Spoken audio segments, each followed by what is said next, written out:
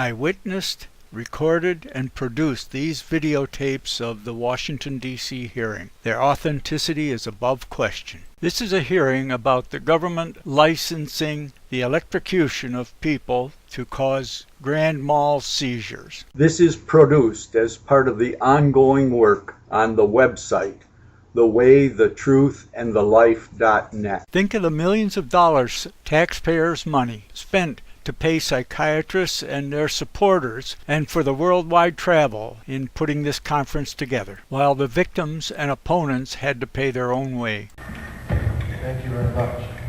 I'd like to add my welcome to that of Dr. Fraser and Dr. Jacoby, to all of you who come today, our guests, speakers, and once again to the panelists for their interest and for their efforts. The conference was actually oversubscribed. We expect a significant number of individuals to come. I guess they'll be coming somewhat late. There is a possibility that some people may have to sit on the 14th floor if the conference room becomes, the Meeser auditorium rather becomes totally filled. Some introductory remarks. ECT has been in use for almost 50 years, and despite the very significant changes in how it is administered, it remains a very controversial treatment modality. Only a relatively small percentage of psychiatrists, perhaps 1 in 5, actually administer ECT. Many of these functioning as active referral resources. But among remaining psychiatric practitioners, there are a substantial number who are highly skeptical or actually opposed to its use. The same diversity or division of opinion can be found in other mental health professionals, among psychologists and social workers. A variety of issues appear to underlie these differences of opinion among professionals. Proponents point to a growing body of data that support clinical efficacy for the use of ECT, at times, it's stated actually life-saving, with minimal, very short-lived cognitive difficulties following treatments. Others seriously question its therapeutic efficacy and cite numerous examples of individuals who've had profound disturbances in memory for years following ECT from which they never recovered. Many advocates of ECT acknowledge historical examples of its use without efforts to obtain informed consent, as well as some instances many years ago of its use just to manage disturbed behavior.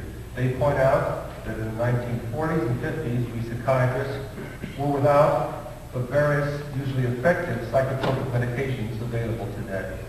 In addition, most states, along with the official policy of the American Psychiatric Association, requires obtaining informed consent prior to administering ECT. Those opposed to its use, again, cite numerous examples of repeated failures by practitioners to obtain informed consent, and the continued use of ECT by some psychiatrists to control behavior and not just to treat serious depressive illness refractory to other treatments. As you can tell, the task before the panel is the most challenging one. Over the next day and a half, we are most grateful for the excellent group of speakers that have agreed to present their material, reviewing a large number of scientific studies or their experiences in a very brief period of time. Many other individuals have contacted the planners of this conference requesting time to present. We are most apologetic that we have been unable to accommodate all of these requests. The format of the consensus conference is structured to permit as many participants and guests as possible to be present at its conclusion at the presentation of the consensus statement on Wednesday morning. This means all conferences have to fit all presentations into 1.5 days, and also in order also to permit time for the panelists to write the statement. We have planned discussion periods throughout both days. There is no doubt that many more individuals will be interested in speaking than these brief discussion periods will permit.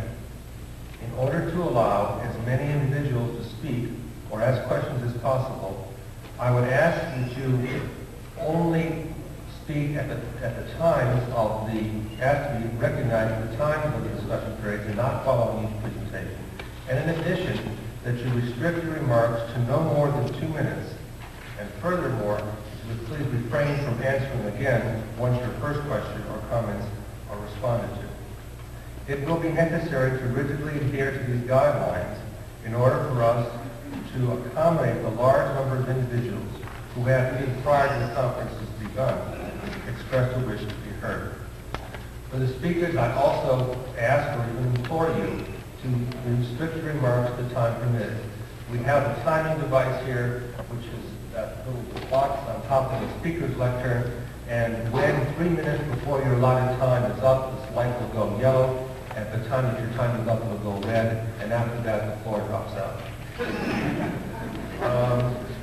In addition, there are comment cards, blue and white cards, that are available on the desk outside, which will permit individuals to write down their remarks, comments, or questions, and those will be collected and those will be read to the panelists, even if you do not have time to make your comments or presentations at the microphone during the discussion period. So I would ask you to search out for those cards if you like, and then they will be presented to the panelists.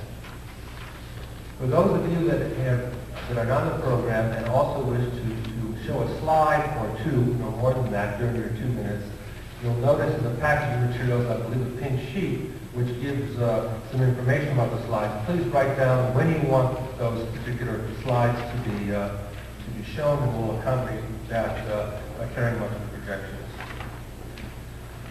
The panelists will have the first crack at questions during the discussion period in order to attempt to clarify points that the speakers have made for them to, in order to facilitate their understanding and answer the questions that have been posed to us. I, once again, want to thank you for coming and look forward to an interesting and lively time. At the FDA hearings, the testimony on the reclassification of electroconvulsive devices cited the literature as whether signed or false, typically about 150 joules of energy in a treatment. With the new Thymatron electroconvulsive device, if you check out at 400 volts, maximum of 0.9 amps, and 320-some millisecond pulses. Could you finish up your question, your remarks? Yeah, I would like somebody to tell me. I'm a teacher as well as a physicist, and I brought a kilogram with me. Teachers like to demonstrate. Now, this is a kilogram.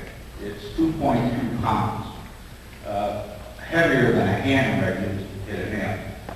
I wonder if possibly, like Dr. Stein could tell me, how high I would have to drop this kilogram from in order to have it hit the ground with 150 joules of energy.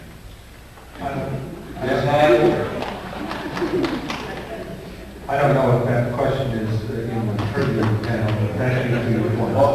I'd like to go on to the next person. This is only 10 joules of energy. You're talking about dropping it from higher than a 5-story building. That's physics. Supposedly in pre-med backgrounds. Thank you. I never got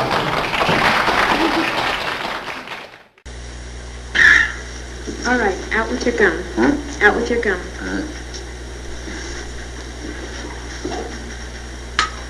Okay, this won't hurt. It'll be over in just a moment.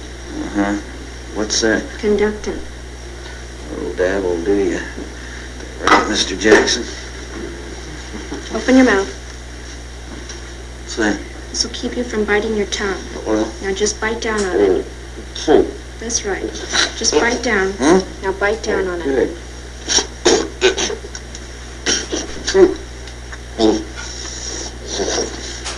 Are you ready? Here we go.